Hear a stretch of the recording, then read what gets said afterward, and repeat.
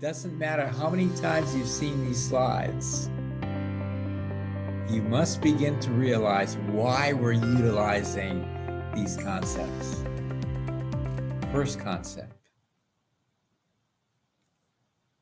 the number of natural laws that are in the past, the present, and the future. The number of natural laws never changes. In other words, no one can create a new natural law. Natural laws are everywhere. They're instantaneous. What do natural laws do? They tell you how things change. And then you have people or organizations. And if you look around the people or the organizations, they have conditions around themselves. These conditions normally make the organization or the person unique. Think in your head now, if you're in an organization and you look at what their conditions are presently, when you look in the past, you begin to realize where the organization has come from the past into the present. And you begin to realize that these conditions become very predictable. That's what we use this for. But here's the trick. If somebody can actually understand all the conditions that surround an individual or an organization, they can use that information to predict what they could do in that organization. But the important point of this is that individual does not have the control to change their condition to another condition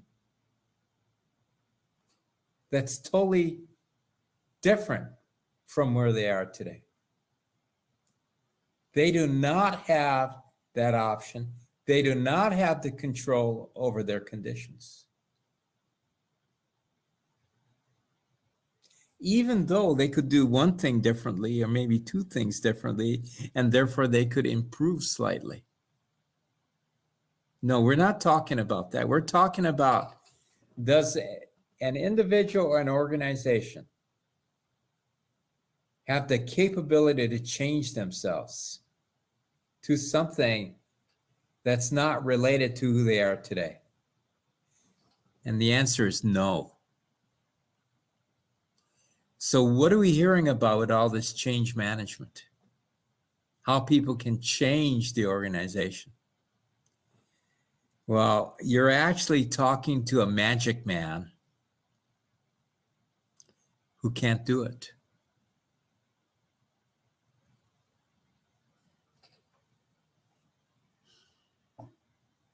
Change management.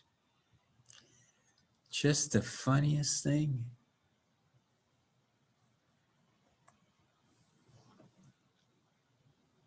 The event. Once the initial conditions are fixed,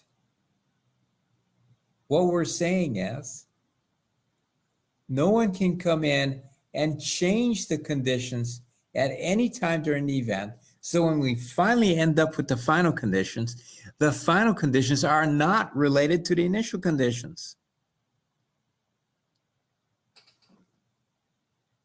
This is what a magic man tries to convince people. Doesn't matter who you are. We can successfully do change management so we can get you to doing things that make you look like a totally different organization. Can't be done.